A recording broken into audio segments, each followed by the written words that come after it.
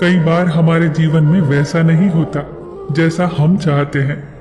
हमारी इच्छा के विरुद्ध चीजें हो जाती हैं, पर समय बीतने के साथ हमें ये एहसास होने लगता है कि जो बात हमें उस वक्त सही नहीं लग रही थी, उसी बात के लिए आज हम ईश्वर का धन्यवाद दे रहे होते हैं।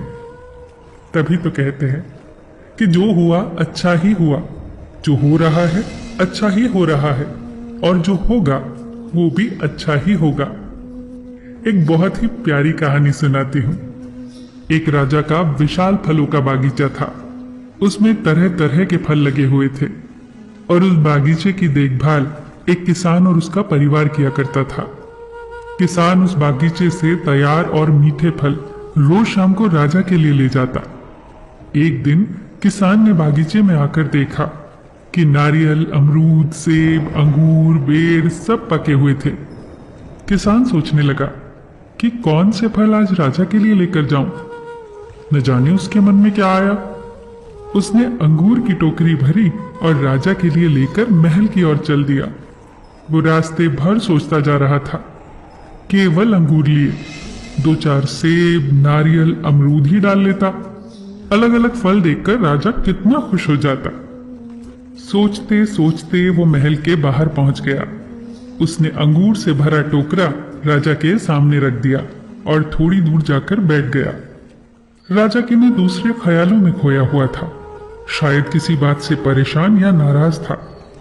अपने ही ख्यालों में गुम राजा टोकरी से एक अंगूर निकालकर खाता और एक खींचकर किसान के माथे पर निशाना लगाकर मारता। राजा द्वारा फेंका अंगूर जब किसान के माथे या शरीर पर लगता तो किसान कहता, ईश्वर बड़ा ही दयालु है। राजा फिर एक अंगूर किसान की तरफ फेंककर जोर से मारता और जब वो किसान को पड़ता तो किसान फिर कहता, ईश्वर बड़ा ही दयालु है। थोड़ी देर बाद राजा को अपनी गलती का एहसास हुआ। वो सोचने लगा, मैं किसान के साथ कितना बुरा बर्ताव कर रहा हूं और प्रत्युत्तर क्या आ रहा है।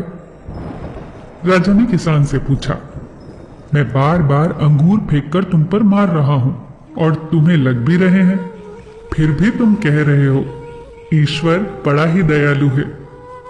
किसान ने बड़े भोलेपन से उत्तर दिया, महाराज, बागान में नारियल, सेब, अमरूद, बेर ये सब तैयार थे, पर मैं अंगूर लाया।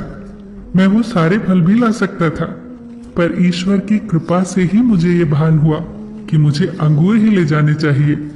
मैं ईश्वर का धन्यवाद देता हूँ, क्योंकि अगर मैं दूसरे फल लाता और इसी तरह आप मुझे जोर से मारते तो मेरा क्या हाल होता। सच में महाराज, ईश्वर बड़ा ही दयालु है। दोस्तों, यदि जीवन में किसी मोड़ पर सही या आपके हिसाब से घटित ना हो तो धैर्य रखना, क्योंकि समय अपने राज समय आने के साथ ही खोलता है और उस समय हमारे मुंह से यही निकलता है कि जो हुआ अच्छा ही हुआ। फिर मिलेंगे दोस्तों अगली वीडियो के साथ। तब तक के लिए अपना ख्याल रखना और हमेशा मुस्कुराते रहना।